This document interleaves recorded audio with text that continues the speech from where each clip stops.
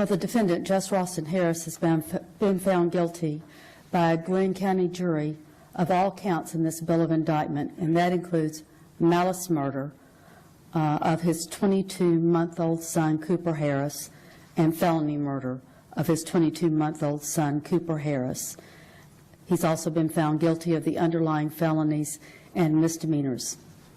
It now becomes my duty to determine what punishment will be imposed for these offenses. In arriving at this determination, I am authorized to consider all of the evidence received in court during the trial of the case, except for any evidence that was offered for a limited purpose. I am by law to consider the facts and circumstances of extenuation and mitigation of punishment, if any, as well as evidence in aggravation of punishment.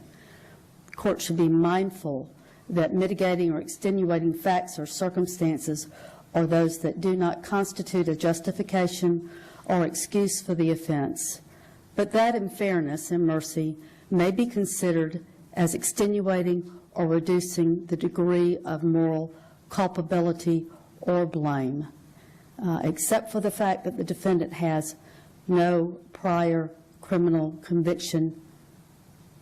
There is no mitigating fact or circumstance in this case. The aggravating circumstances are those that increase the guilt or enormity of the offense or adds to its injurious consequence. This court finds particularly that the defendant, Justin Ross Harris, intentionally and unnecessarily, in a wanton manner, caused and inflicted upon the the victim, Cooper Harris, unnecessary and wanton, severe physical and mental pain and agony. The evidence in aggravation in this case is replete by the evidence presented during the 6 weeks of evidence presented to a jury. The jury in this case was diligent and conscientious. They were careful in their observation of the witnesses. They were careful in their note-taking. They were careful when they had the view of the car that was involved. It was not a large SUV. They were careful in observing the seating and positioning of the child safety seat involved in this case. They took careful time in their deliberations. They asked to review evidence that was of concern to them, and it was done so in open court. When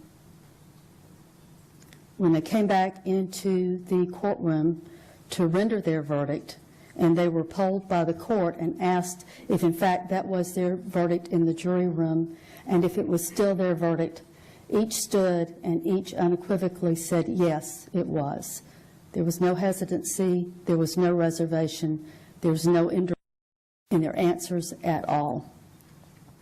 They fairly deliberated and discharged their duties and found the defendant guilty of what factually was a horrific experience for this 22-month-old child who had been placed in the trust of his father, and in violation and dereliction of duty to that child, if not love of that child, callously walked away and left that child in a hot car in June in Georgia in the summer to swelter and die.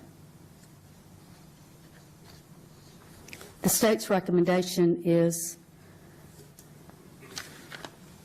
the very least that anyone could deem just under the circumstances of this case, and I will follow the recommendation. Mr. Phillips, if you'll do the paperwork, please. You got it? Okay. If the parties would approach. And the defendant. You want me to take it back to him, Judge? No, I want him up here for sentencing, please. Yes, and thank you. probably needs to go over that. Okay.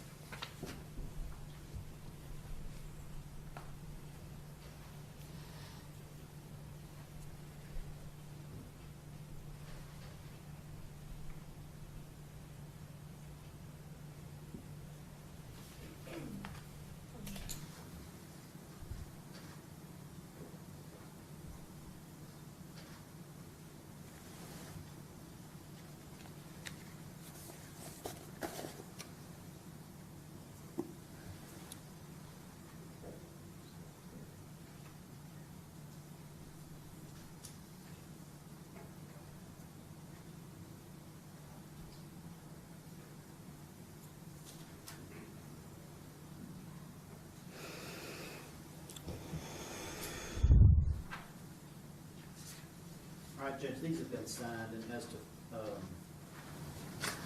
as to form, I think it clearly reflects what you said. Thank you for that, Mr. I didn't Kilgore. want the habeas rights to them, though. I'll do that. Okay.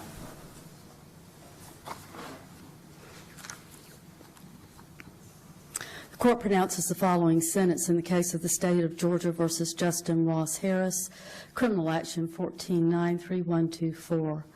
As to count one, the court imposes the sentence of, as to malice murder, with the jury having found the defendant guilty. Sentence of the court is life to serve in confinement without parole.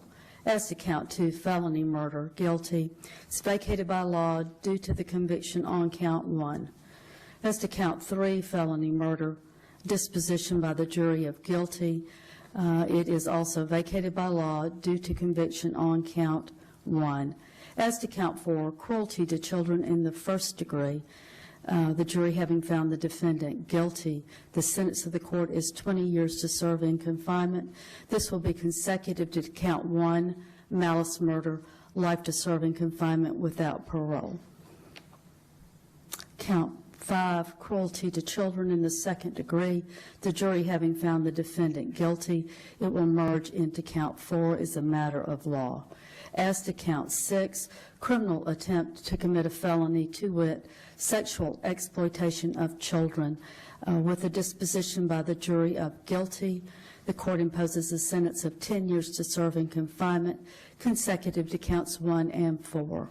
As to count 7, dissemination of harmful material to minors, with the jury having found the defendant guilty, the court imposes a sentence of 12 months to serve in confinement, consecutive to counts 1, 4, and 6. And as to count 8, dissemination of harmful material to minors, the jury having found the defendant guilty, the court imposes a sentence of 12 months to serve in confinement, consecutive to counts 1, 4, and 6, and 7.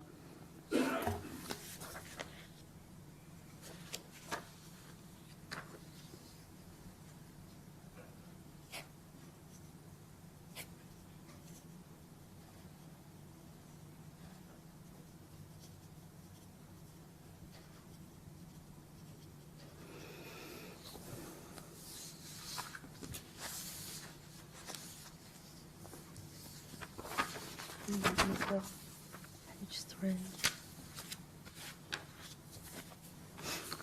Mr. Harris, this is to advise you that you have the right to file any action for habeas corpus brought pursuant to Title IX, Chapter 14, Article 2 of the Official Code of Georgia.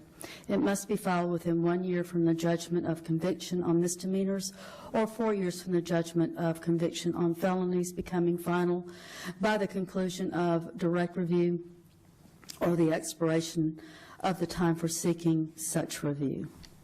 That would be the 5th day of December, 2016. You also have a right to appellate review. I know that you've discussed that with counsel because you and I have discussed that previously.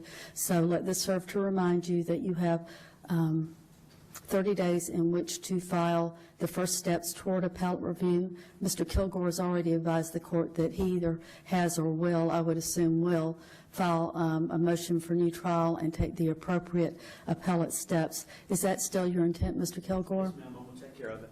I appreciate that. My final observation is this, Mr. Harris. I went back and reviewed and thought about your statement to the police and your statement to your wife when you were taken into custody. And it stood out to me that in both of those, you took the occasion to express your wish that you would be an advocate so that people would never do this again to their children. And I would say, perhaps not in the way that you intended, but you in fact have accomplished that goal. All right. Anything else for the state? No, Your Honor. Anything else for the defense? You can take the defendant into custody.